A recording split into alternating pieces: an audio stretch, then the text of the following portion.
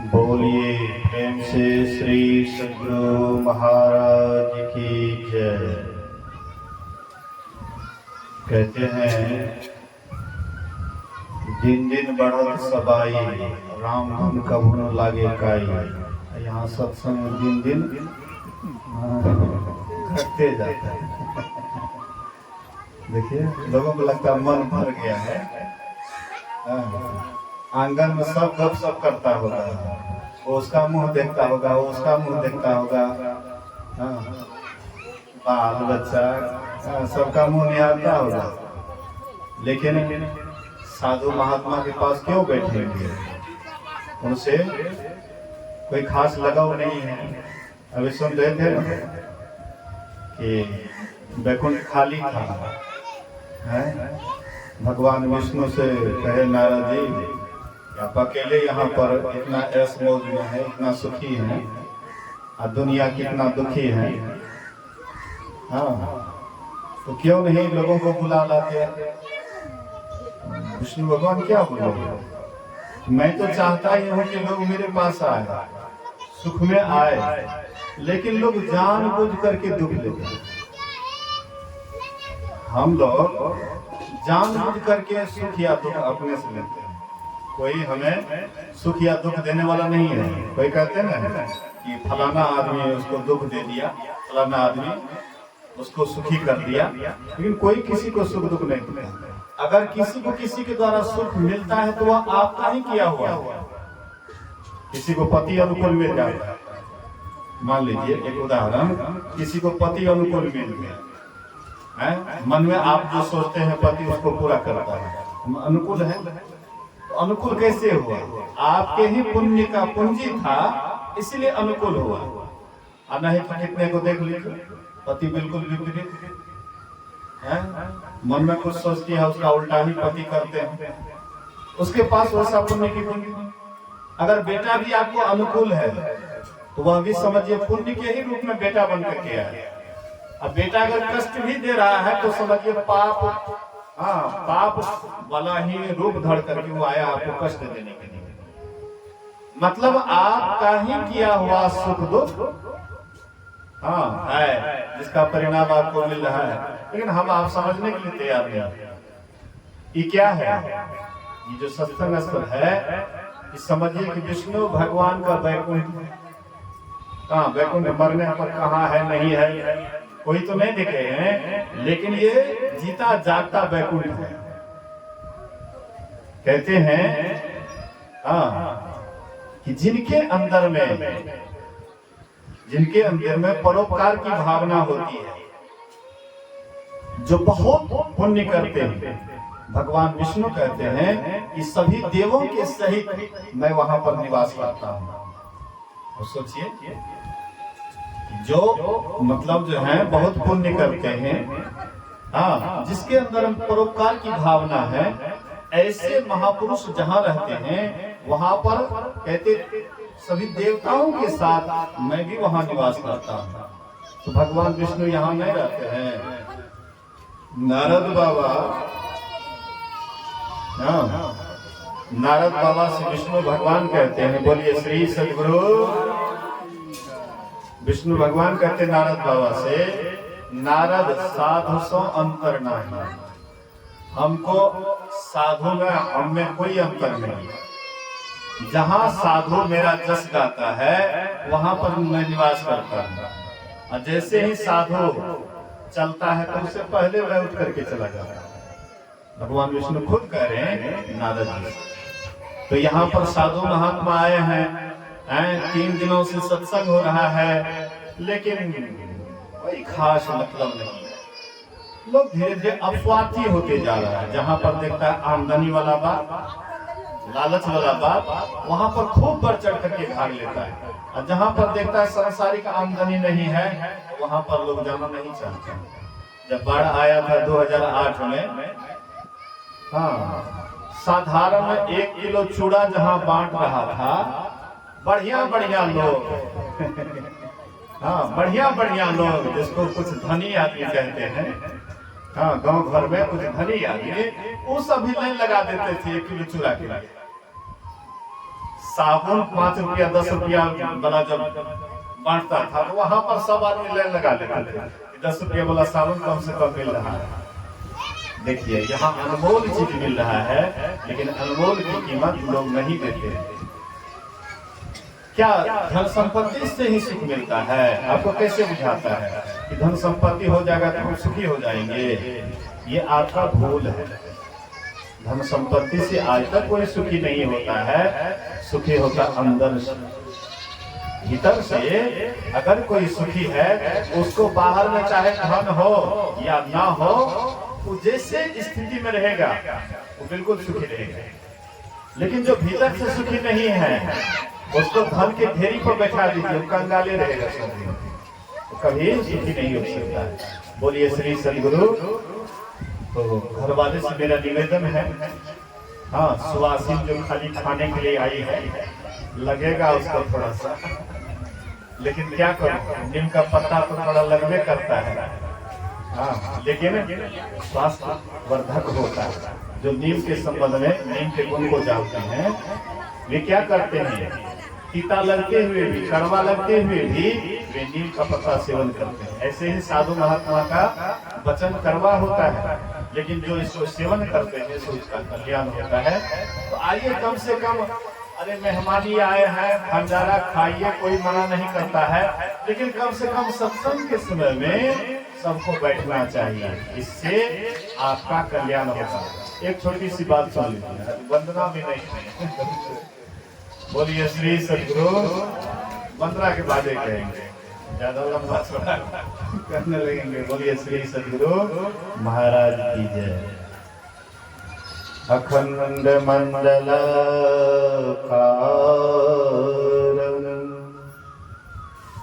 व्याप्तम येन चराचरम् तत्पदं दर्शितं येन तस्मै श्री गुरुवे नमः। धन्य धन्य सतगुरु सुखद महिमा कही न जाए। जो कछु कहो तुम्हारी कृपा, मौतें कछु न बसाए।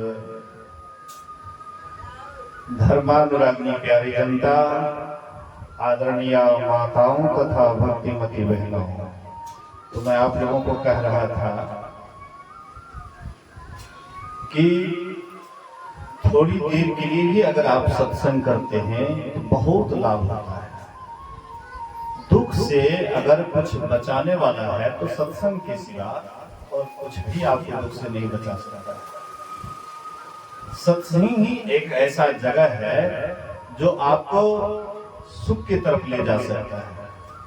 राम राज्य अगर कहिए, असली राम राज्य, नकली राम राज्य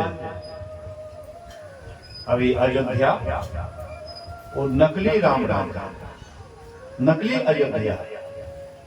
आप कहिएगा ऐसा काहे बोलते हैं? संसार ही असत है, झूठ है। राम भगवान कभी आए थे अयोध्या में, कभी आए थे। अभी वर्तमान में राम जी वहां नहीं मिलेंगे, लेकिन घट घट में वह राम अभी सबके अंदर रम रहा है। वो कभी जाता आता नहीं। आवे जैसो माया सा, जो आता है और जाता है वो माया है, लेकिन जो आता जाता नहीं है वह वही असली राम है। वह सबके भीतर में, और जहाँ खास करके सत्संग होता है वहां पर राम अवश्य करके विराजमान होता है। गोस्वामी तुलसीदास जी के ऊपर एक बार भगवान श्री राम खुश हो गए। अभी नहीं सोचिएगा कि त्रेता युग, हाँ त्रेता युग वाला राम। गोस्वामी जी तो कल युग में हुए थे, भगवान श्री राम कब हुए थे? त्रेता युग में। लेकिन भक्ति भावना से, भक्ति के वशीभूत होकर के वह राम जी फिर गोस्वामी जी को दर्शन दिए। तो गोस्वामी जी से पूछते हैं, कहते हैं कि कोई हमसे वरदान मांग लो, जो तुम्हारे जीत में आवे वरदान मांगो। तो गोस्वामी जी क्या मांगते हैं? देहि सत्संग निज अंग श्रीरंग भवभंग कारण शरण शोभा। कहते हैं अगर आप मेरे ऊपर खुश हैं, प्रसन्न हैं, तो हमको क्या दीजिए? सत्संग दीजिए। क्यों दीजिए सत्संग? क्योंकि आपका निज अंग है।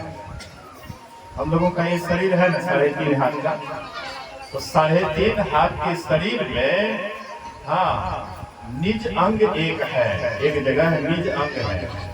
तो आप कहिएगा कि निज अंग कहाँ है? पूरा शरीर मिला करके अंग बना हुआ है, शरीर बना हुआ है, लेकिन शरीर में भी निज अंग कहाँ है? तो निज अंग हम लोगों का ये मस्तिष्क है, माथा निज अंग है। ये माथा जब तक हम आपका ठीक है तब तक पूरा शरीर तंदुरुस्त रहता है, और जैसे ही माथा आपका गड़बड़ हुआ तो कोई भी सब कुछ आपको फीका लगेगा, कुछ अच्छा नहीं लगेगा। तो कहने का आशय है, तो परमात्मा का भी निज अंग सत्संग है। सत्संग के ही बदौलत ईश्वर की भक्ति टिकी हुई है। अगर सत्संग हट जाए तो फिर राम की चर्चा कहाँ सुनने के लिए मिलेगी? दुल्हा जिस बारात में नहीं है वह बारात का क्या कितना स्वागत होगा? वैसे ही सत्संग सबसे निज अंग है, इसलिए सत्संग सबको आना चाहिए। थोड़ी देर का सत्संग भी आपको बड़े दुख से बचा सकता है। आप कष्ट में जाने वाले हैं, नरक में जाने वाले हैं, वहां से भी दुख आपको सुख में ले आने की क्षमता है सत्संग। थोड़ी देर की एक छोटी सी कथा सुनिए। बोलिए श्री सद्गुरु महाराज की जय। मैं जो अभी आप लोगों को सुना रहा हूँ सबका रिकॉर्ड हो रहा है, वीडियो बन रहा है और उसको YouTube पर डाला जाता है। तो बहुत लोग हैं काम धाम में व्यस्त हैं, ये सत्संग अभी नहीं सुन पा रहे हैं, तो बाद में भी आप सुन सकते हैं। YouTube चैनल का नाम याद रखिएगा, संतमत युवा साधना। संतमत युवा साधना चैनल का नाम है, जो मैं अभी प्रवचन कर रहा हूँ। आप 1-2 महीना के बाद चैनल पर डलेगा, क्योंकि जो प्रवचन होता है तो तुरंत नहीं डाला जाता है। इससे पहले जो प्रवचन हुआ उसको सीरियली में मतलब डालते जाते हैं। तो ये प्रवचन भी आप सुन सकते हैं, लेकिन चैनल का नाम याद रखिएगा, संतमत युवा साधना चैनल का नाम है। इस पर आप सर्च कीजिएगा तो आपको यह चैनल आएगा। तो वीडियो को लाइक कीजिएगा, सब्सक्राइब कीजिएगा और अपने मित्र को शेयर भी कर दीजिएगा, ताकि आपका कल्याण हो, आपके मित्र का भी कल्याण हो। कहावत है, चोर चलल फांसी 2-4 के ललक साथी। जब चोर चोरी करने के लिए जाता है तो साथी खोजता है। और हम लोग तो अच्छा काम कर रहे हैं, तो क्यों नहीं हम अपना साथी खोजेंगे? अच्छाई की ओर क्यों नहीं अपना भी जाएंगे, दूसरे को भी ले जाएंगे। तो इसलिए आप लोग याद रखिएगा। तो मैं आप लोगों को सुना रहा था कि थोड़ी देर के लिए सत्संग भी आपको महादुख से बचा सकता है, बहुत बड़ा भय से बचा सकता है। एक छोटी सी कथा सुनिए। एक सेठ जी गए विदेश कमाने के लिए, व्यापार करने के लिए विदेश गए। अब बहुत धन संपत्ति कमाए। जब वे लौटने लगे तो स्टेशन पर उतरे रेलगाड़ी से। था 1 नंबर का कंजूस। बोलिए श्री सद्गुरु। इधर उधर चुकुर बुकुर मत कीजिए, कभी इधर कभी उधर कभी उधर, इधर उधर मत देखिए, एक तरफ देखिए, ध्यान से सुनिए। तो आप जो बात को ध्यान से सुनिएगा वो शायद आपके अंदर तक जाएगा और तब आपको सत्संग ध्यान में भी मन लगेगा। तो सेठ जी जब उतरे स्टेशन पर, सामान कुछ अधिक था, अकेले ले जाना संभव नहीं था, घर भी थोड़ा दूर था, तो वो कुली खोजने लगे। तो कुली से पूछते, भाई फलाने जगह जाना है, कितना रुपया लोगे? कोई बोला 50 रुपया, कोई 40 रुपया। बोले अरे कम कहो ना, कम कहो। नहीं, इससे कम नहीं होगा। तो पूछते गए, एक पुलिस से पूछते हैं कि भाई फलाने जगह जाऊंगा, कितना रुपया लोगे? बोले कि 5 रुपया। कहते हैं हे भगवान, कहाँ 50 है कहाँ 5। हाँ सेठ जी बोले कि हाँ हाँ चलो कोई बात नहीं, सब सामान उठाओ और लेकर के चलो। स्टेशन से थोड़ा बाहर निकले, एकांत, जब बिल्कुल एकांत हुआ तब वो कुली कहते हैं कि सेठ जी मेरा एक पर्सनल नियम है। बोले कि क्या नियम है? बोले कि जिसका मैं सामान उठाता हूँ उसको मैं सत्संग सुनाता हूँ, जिसका सामान उठाता हूँ उसको सत्संग सुनाता हूँ। वो सत्संग सुनता है तब सामान उसका ले जाता हूँ, और नहीं जो सत्संग सुनता है तो वहीं पर सामान भर देता हूँ और सीधा चल देता हूँ। बोले कि कौन बाबा जी के फेरे में पड़ गए, कुली है कि बाबा जी पकड़ने लगता है। बोले कि भाई देखो सत्संग फत्संग हमको नहीं सुनना है, हाँ हम तुम्हारा सत्संग फत्संग नहीं सुनेंगे, हमारा सामान पहुंचाओ पैसा लो जाओ। बोले कि तब यहीं पर सामान भर देते हम जा रहे हैं। बोले कि अच्छा रुको रुको, अब तो कुली भी नहीं मिलेगा, स्टेशन से दूर निकल गए हैं। अच्छा ये काम करो, सत्संग सुनेंगे तो ना लेकिन सुन देंगे। बोलिए श्री सदगुरु महाराज जेना इतना सुहासिन के कहे छे सुनियो दही ने कम से कम नहीं सुनबे, सुनियो दही। बच्चा नहीं पढ़े छे, हाँ अरे बच्चा पढ़िए दही ने, पढ़िए दही। पढ़ने का मन है, जबरदस्ती गार्जियन उसको भेजते हैं तो की करबे, पढ़बे नहीं पढ़िए देवे, मतलब इच्छा नहीं है, जबरदस्ती काम कर रही इसी कहते हैं। इसी तरह से सत्संग सुनने की इच्छा नहीं है, जबरदस्ती चलिए, बहादुर बाबू की कृपा, हाँ जबरदस्ती गंगा को ले आए तो कम से कम सुनिए। अगर आपको अच्छा लगे तो आप रखिए, नहीं अच्छा लगे कोई बात नहीं। ज्ञान कभी भारी नहीं होता, तो बढ़िया से ध्यान से सुनिए। बोलिए श्री सदगुरु। तो कहते हैं सुनेंगे तो नहीं लेकिन सुन देंगे, मजबूरी है, हाँ क्योंकि सामान छोड़ करके भाग जाओगे तो फिर कौन ले जाएगा, मजबूरी था इसलिए सुन देंगे। तो सत्संग सुनाने लगे, हाँ जैसे जैसे सत्संग सुनाते गए धीरे धीरे जा रहे थे कि इसको बढ़िया देर तक सत्संग सुनाए। धीरे धीरे जा रहे थे, खूब बढ़िया से सत्संग सुना रहे थे, वो भी हम मिला रहे थे। और जब घर गए कहते हैं सत्संग फत्संग बंद करो, पैसा लो अपना जाओ। तो सामान रखे, उसको 5 रुपया दे दिए। उसके बाद कुछ दूर जब गए तो बोले कि सेठ जी सुनिए सुनिए, एक बात सुनाने के लिए भूल गए सत्संग में। बोले कि क्या? भर रास्ता तो मेरा माथा चाटते रहा, अब क्या सुनाने के लिए बाकी रह गया? कहते हैं कि सेठ जी 6ठा दिन मैं मर जाऊंगा। कौन आदमी को पल्ला में पड़े, अशुभ बात जाते जाते अशुभ बात बोला। हाँ हाँ ठीक है ठीक है ठीक है, मर जाना कोई बात नहीं, जाओ जाओ जाओ। उसके बाद कुछ दूर और गए, बोले कि सेठ जी एक बात और भूल गए। क्या भूल गया? 7वां दिन आप मर जाइएगा। 6ठा दिन आप मर जाइएगा, मैं मर जाऊंगा तो उतना चिंता न। जैसे बोले कि 7वां दिन आप मर जाइएगा, सेठ जी का काटो तो खून नहीं लगा कि धरती के नीचे से उसका पैर के नीचे से धरती खसक गया, बेचारे बड़े चिंतित हो गए। तो फिर एक आत्मविश्वास हुआ कि 6ठा दिन पहले ये मरेगा तब ना हम 7वां दिन मरेंगे। तो दिन गिनने लगे, आज कौन दिन है? मंगल, मंगल बुध गुरु शुक्र शनि रवि, गिनने लगे। जैसे 6ठा दिन हुआ, गए प्लेटफॉर्म पर और बोले कि वह कम खर्ची कुली जो कम पैसा में सामान लोगों का ले जाता था, वो कम खर्ची कुली कहाँ है? कहते नहीं देखते हो चिता जल रहा है उसी का, हाँ रातें में मर गया, देखिए चिता जल रहा है। शेर जी को लगा कि कोई साधारण आदमी नहीं था, देखने में कुली, काम कुली का, लेकिन 1 नंबर के पहुंचे हुए महात्मा थे, इसलिए अंतर्यामी थे, पहले सब कुछ बता दिया। तो सोचे कि एक दिन का हम मेहमान है, तो सबसे गलती सही है, क्षमा कर दिया, हम तराई से बेमानी कर लिए, शैतानी कर लिया। मतलब जब जान जाते हैं लोग कि हमारी मृत्यु होगी, तब उसको होने लग जाता है कि मैं ये गलती किया, वो गलती किया, ऐसे किया वैसे किया, उसके पहले नहीं। तो गलती सही करते करते 7वां दिन हो गया, उसकी भी मृत्यु हो जाती है। जैसे मृत्यु हो गई तो यमदूत लेकर गए यमराज के पास। चित्रगुप्त बगल में बैठे हुए थे, बोले कि देखो इसका खाता बही, हाँ कितना पुण्य कितना पाप किया है। बोले कि जीवन भर ही पाप किया है, जीवन भर पाप किया है, लेकिन थोड़ा सा खाता में थोड़ा सा सत्संग सुन दिए थे, सत्संग सुने नहीं थे, सत्संग सुन दिए थे, यही थोड़ा सा इनके पास पुण्य की पूंजी है, बाद बाकी पाप है।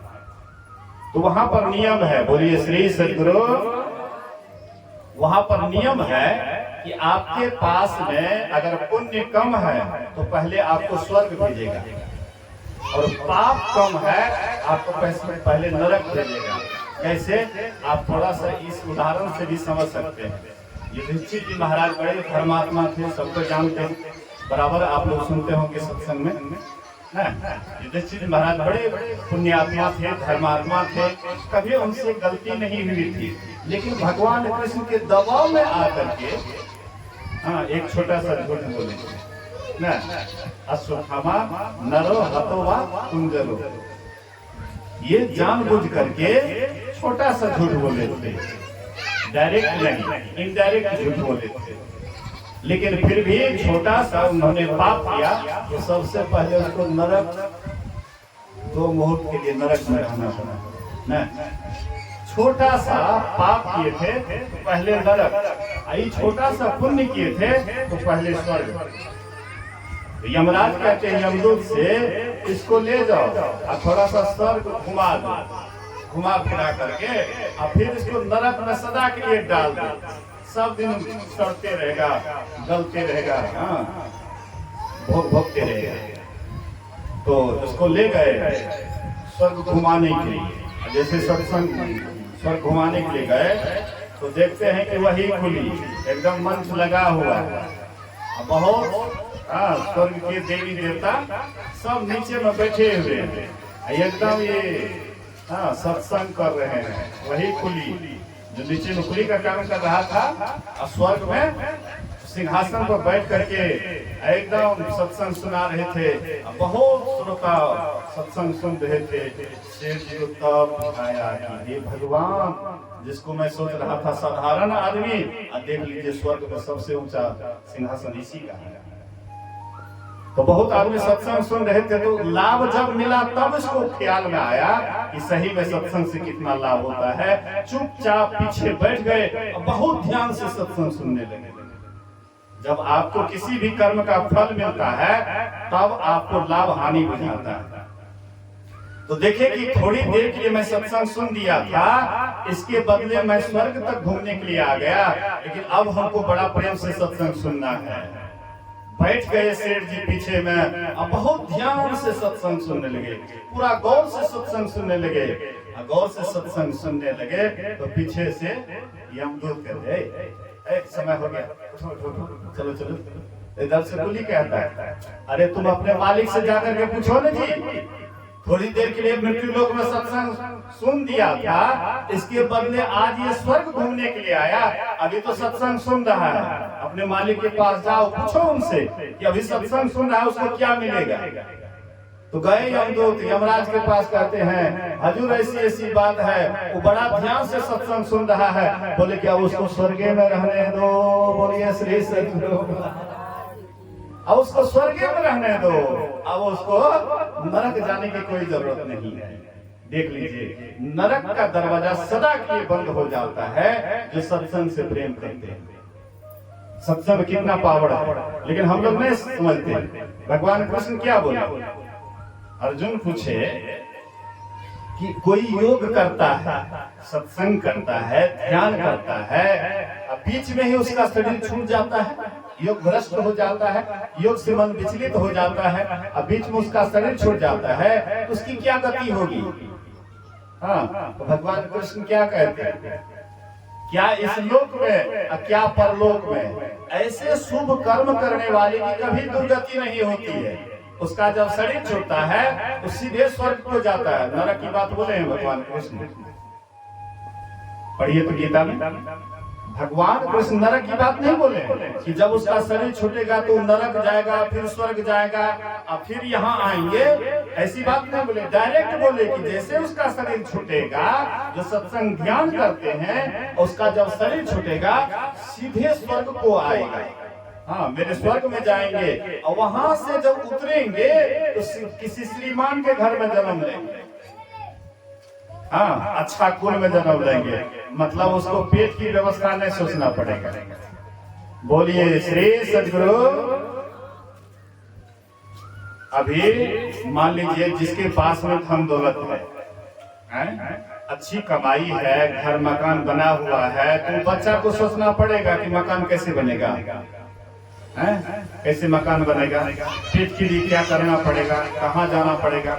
एक बच्चा जन्म लेता है तो हाथ में कटोरी लेकर के माता राम 1 पैसा दे दो, हाँ बाबा राम 2 पैसा दे दो, नहीं स्टेशन पर घूमता है मांगता है। एक बच्चा होता है, हाँ जैसे जन्म लेता है, एयर कंडीशन मकान है, 2-3 मंजिला मकान, उसको कोई चिंता रहेगा, कोई शोक रहेगा, सारी व्यवस्था तो परमात्मा के द्वारा उनको सारी व्यवस्था मिलती है, जो सत्संग ज्ञान से जुड़ करके रहते हैं। जो सत्संग ज्ञान छोड़ देते हैं, सत्संग ज्ञान नहीं करते हैं, वो किधर जाएंगे उसका कोई ठिकाना नहीं। 84 में जाएंगे, नरक में जाएंगे, कहाँ जाएंगे इसका कोई ठिकाना नहीं। इसलिए सत्संग ज्ञान से जुड़ करके रहना चाहिए। अभी हम लोग सुन रहे थे सत्संग योग से योग शिखोपनिषद, योग शिखोपनिषद भगवान शंकर और ब्रह्मा जी का संवाद।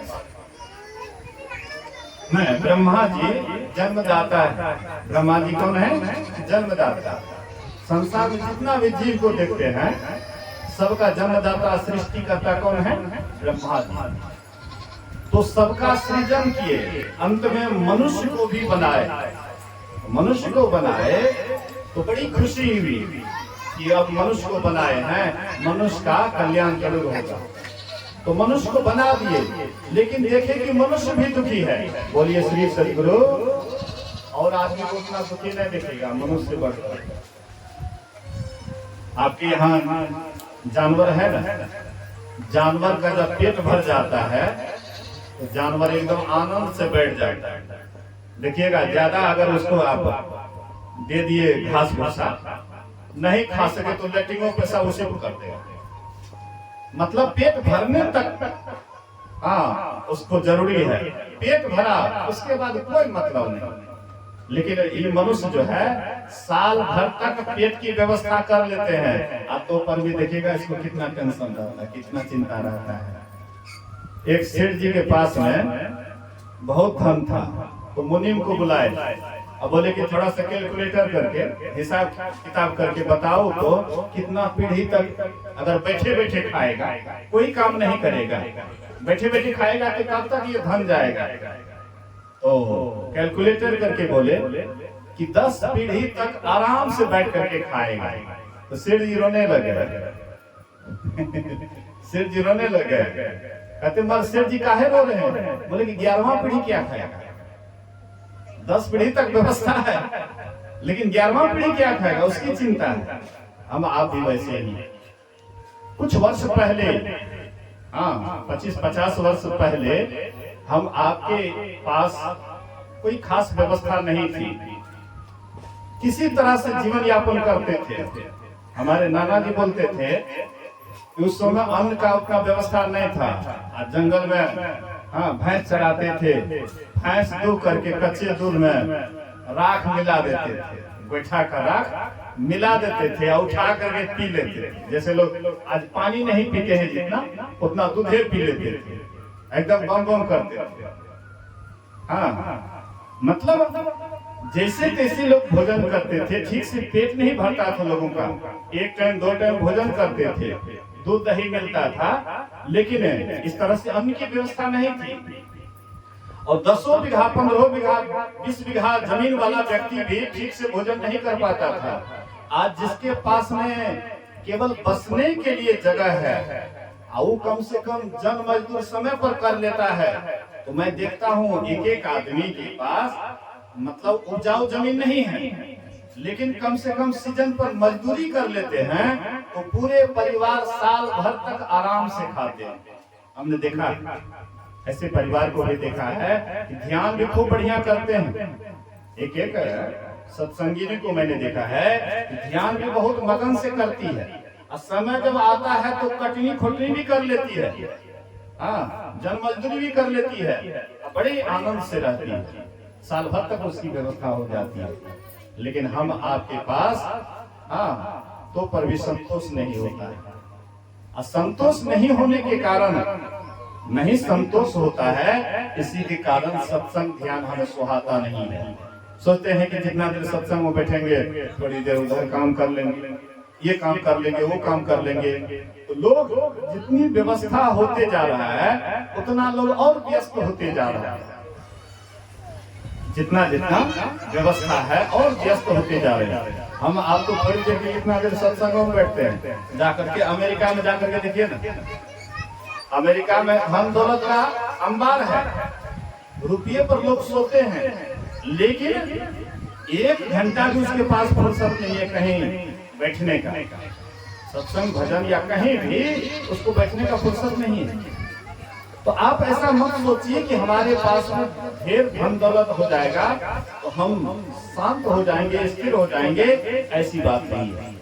इसीलिए हाँ, ब्रह्मा जी को चिंता हुई कि मनुष्य को तो बनाए, हमने सोचा कि मनुष्य सबसे सुखी होगा, लेकिन देखते हैं कि मनुष्य सबसे दुखी है।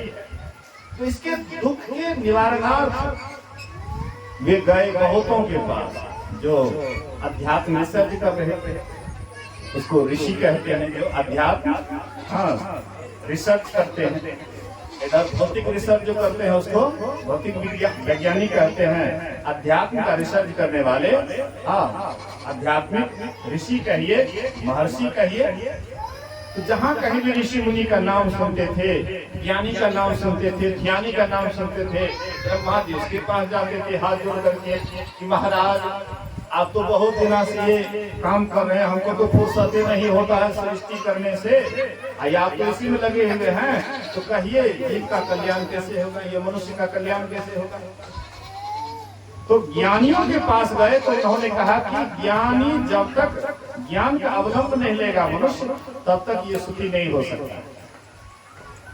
फिर भी वे संतुष्ट नहीं हुए उनके, हाँ, वचन से।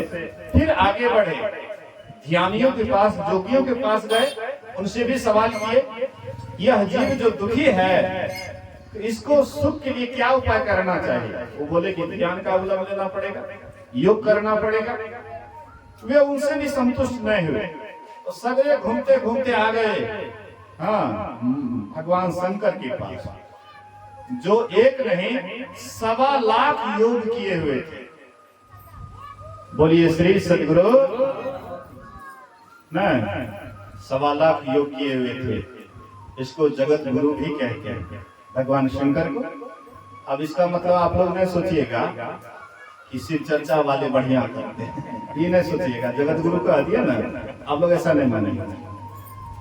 मतलब तुम त्रिभुवन गुरु वेद बखाना, आन जीव पामर जग जाना। तुम त्रिभुवन के गुरु हो, हाँ, भगवान शंकर 1 नंबर के ध्यान, हाँ, ध्यानी। वे आलतू फालतू बात से दिमाग नहीं लगाते थे, श्मशान में रहते थे, हाँ, केवल ध्यान ही उसका काम था। कभी कभी सत्संग में भी जाते थे, हाँ, तो ज्ञान और ध्यान दोनों का मतलब अभ्यास करते थे भगवान शंकर। 1.25 लाख योग किए हुए थे। हम लोग तो 1-2 योग नहीं किए, हाँ, जैसे जप योग, ध्यान योग, हाँ, सत्संग योग, मतलब हम आप 2-4 योग भी नहीं किए, लेकिन भगवान शंकर 1.25 लाख योग में निष्णात थे, हाँ, मतलब उसको अपना जीवन में उतारे हुए थे। तो भगवान शंकर के पास गए ब्रह्मा जी और कहते हैं, हे शंकर, यह जीव जो आवागमन में पड़ा हुआ है, यह मनुष्य जो दुखी है दिन रात, यह मनुष्य के दुख के निवारणार्थ इसके लिए क्या करना चाहिए कि सदा के लिए दुख से छूट जाए।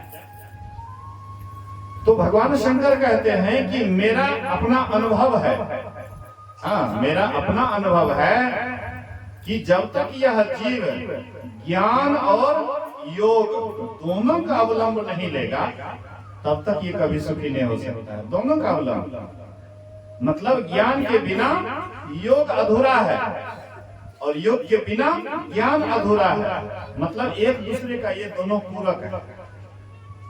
हम सत्संग खूब करेंगे, ध्यान नहीं करेंगे तो असली ज्ञान से वंचित रहेंगे। ध्यान खूब करेंगे और सत्संग नहीं करेंगे तो भटक जाएंगे। कहाँ जाएंगे, किधर जाएंगे, अंतर का यात्रा क्या है नहीं है, हाँ भटक जाएंगे। दोनों चाहिए, ज्ञान और योग दोनों चाहिए। देखते हैं एक एक पंथ वाले हैं, एकदम जब सत्संग शुरू करेंगे तो बस भर दिन लदले रहेंगे, लगता है कि उसी से उसको मुक्ति मिल जाएगी। हाँ, खूब गाएगा बजाएगा, आगे पीछे कोई जाएगा चाय पीने के लिए, कोई जाएगा उधर खाने के लिए, कोई जाएगा उधर जलपान करेगा, लेकिन सत्संग एकदम लदले रहेगा भर दिन। वो क्या खाली सत्संग कीजिएगा, एकांत में अपने आप को परखिएगा नहीं, अपने आप को देखिएगा नहीं, चिंतन नहीं कीजिएगा, ध्यान नहीं कीजिएगा, एकांत सेवन नहीं कीजिएगा, तो क्या आपको पता लगेगा? मुंह से बोलने से कोई ज्ञानी हो जाता है? मुंह से खूब बखान कर लीजिए, खूब शास्त्र रट लीजिए, वेद उपनिषद गीता रामायण सब कुछ याद कर लीजिए, कंठस्थ कर लीजिए, क्या आप ज्ञानी हो जाएंगे? आप पंडित होंगे।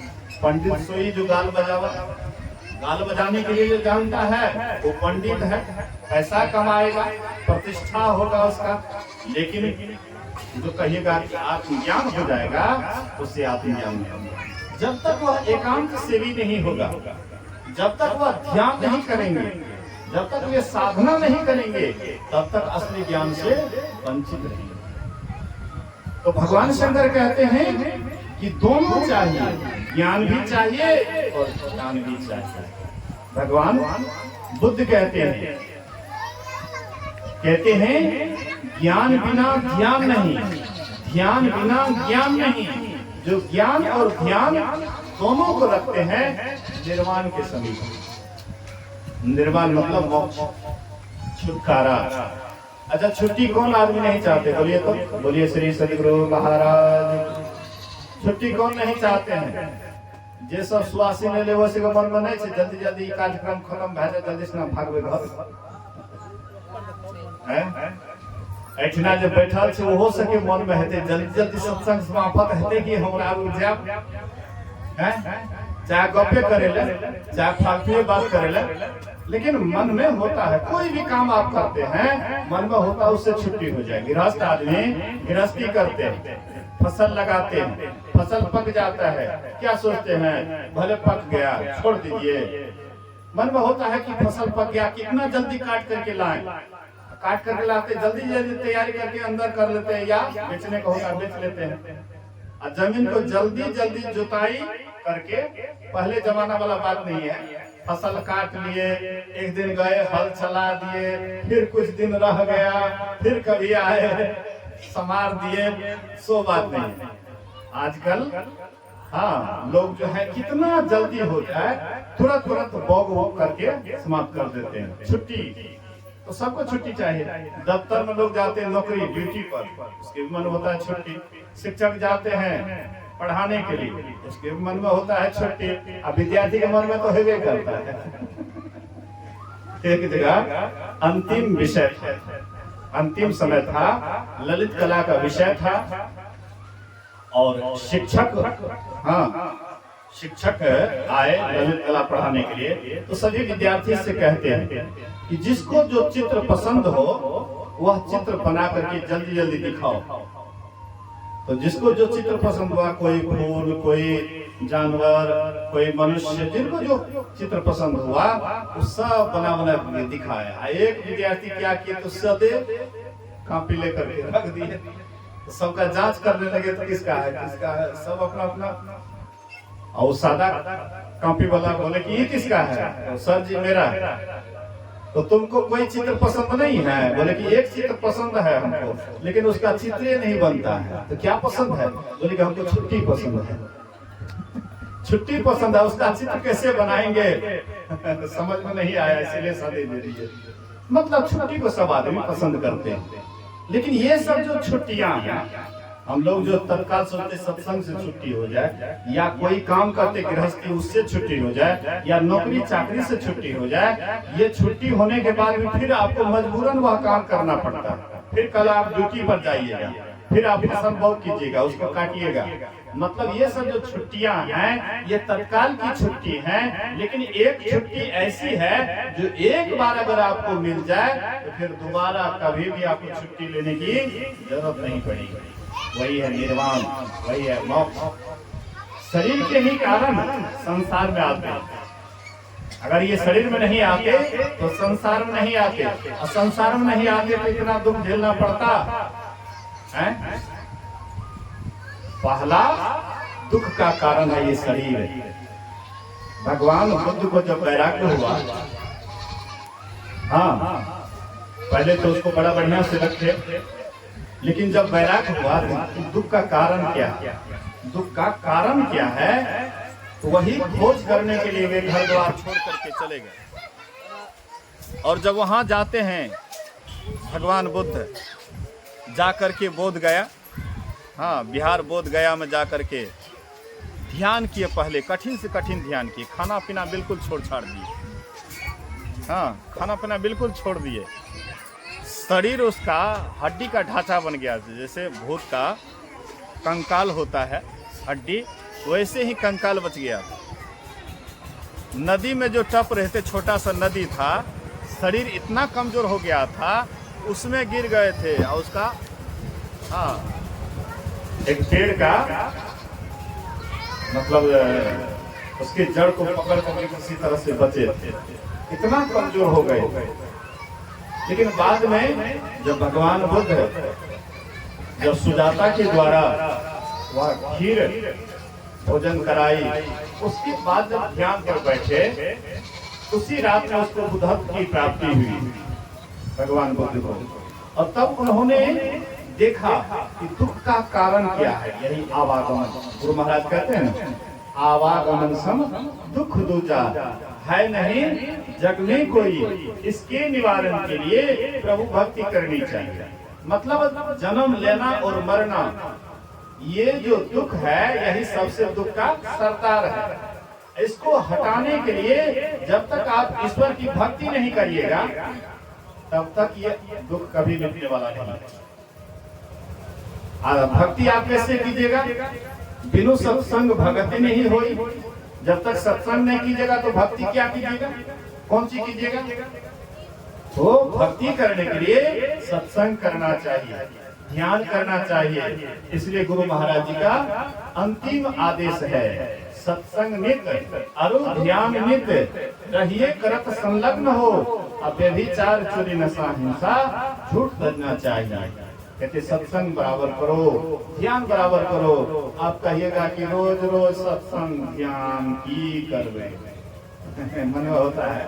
एक ये बात है, देखा ना सत्संगी से रोज रोज कल सब क्षेत्र क्षर अपरा परा परो अक्षर पार में, रोज रोज पार में कुछ आदमी दोनों मारने वाले मारते हैं। मैं आपसे पूछता हूँ कि रोज रोज तो आप वही रोटी भात बराबर इसमें मुंह में खाते हैं, तो फिर वही रोटी भात की चाहना क्यों करते हैं? क्यों आप भोजन की तलाश करते हैं? एक नहीं 3 बार आप भोजन करते हैं, दिन में 3 बार। तो आपको शरीर की कमी बुझाता है, शरीर की कमी बुझाता है। जैसे आप मिट्टी तत्व की कमी होती है तो पानी डालते हैं, पानी तत्व की कमी होती है जल डालते हैं, नहीं अग्नि तत्व की कमी होती है सूर्य के द्वारा अग्नि मिलता है। तो जिस तत्व की कमी होती है वह तत्व डाल देते हैं, तो शरीर आपका स्वस्थ रहता है। लेकिन क्या आपने कभी सोचा है कि मन अस्वस्थ है या स्वस्थ है? शरीर आपका रोगी हो जाता है तो सब आदमी, गाँव के आदमी जान जाते फलाना आदमी को ये रोग पकड़ लिया है, और सब आदमी जाते हैं संतावना देने के लिए, फलना की करब एहना है से दुख सुख की करब कोना के झेल। सब आदमी आते हैं उसको संतावना देने के लिए। लेकिन मन में अगर किसी को रोग हो जाता है तो कोई देखता है काम क्रोध मद लोभ कि नहीं वेग सतावे, और सब प्यारा परिवार हो, और संपत्ति नहीं भावे। तो मन जब रोगी होता है तो कोई नहीं जानता, उसको लोग छिपाते हैं। मन जब रोगी होता है उसको छिपा करके रखते हैं।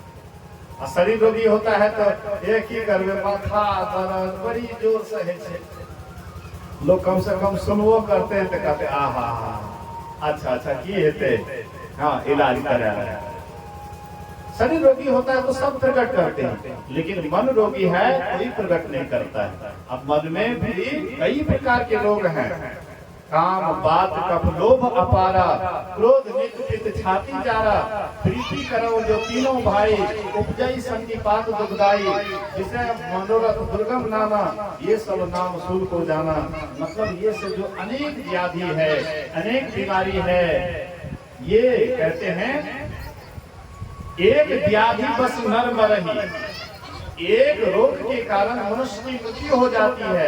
एक व्याधि बस नर मरही, ये असाधि बहु व्याधि, पीड़ा ही संकट जिनका सो की मिला है समाधि। एक रोग के कारण मनुष्य की मृत्यु हो जाती है, और जो तुम्हारे मन में ये असाध्य रोग है, हाँ ये कैसे दूर होगा, कैसे तुम ध्यान करोगे, कैसे तुम समाधि जाओगे, कैसे तुम्हें सदा की मुक्ति मिलेगी। संत महात्मा कहते हैं इसी के लिए सत्संग है, ध्यान है, तन का भोजन अन्न है, मन का भोजन सत्संग, आत्मा का भोजन ध्यान है, कहते हैं सत्संग है। तन का भोजन अन्न है, अन्न तो सब आदमी एरू न थूक फेरू, पेट तो सब भरने के लिए जानता है। एक पागलो आदमी है वो पेट भरने के लिए जानता है, कितना हो बुर्बक से बुर्बक आदमी हो, पेट भरने के लिए सब जानता है, लेकिन मन का खुराक बहुत कम आदमी जानते हैं, और उससे भी बहुत कम आदमी जानते आत्मा के खुराक को। कि आत्मा भी भूखी है, मन भी भूखा है, इसको कहां से क्या खुराक दें। तो वो इसके लिए संत महात्मा कहते हैं कि जहाँ कहीं भी सत्संग हो, मन का खुराक सत्संग से मिलता है। सत्संग में जाना चाहिए, सत्संग की बात को सुनना चाहिए, और सत्संग में जो बात कहे उसको जीवन में उतारना चाहिए। मतलब एकांत में ध्यान भी करना चाहिए। ये आत्मा का भोजन है। इस तरह से तीनों भोजन दीजिएगा तो तीनों स्वस्थ होकर के एक ये शरीर जो है नाव है, हाँ ईश्वर की कृपा अनुकूल वायु है, और सदगुरु मल्लाह है, इसको ले जा करके आपको भव सागर पार करा देंगे, फिर आवागमन के सदा के लिए छुट्टी हो जाएगी। इन्हीं बात को सुनिए, समझिए और अपने जीवन में उतारिए। बोलिए प्रेम से श्री सदगुरु महाराज की जय।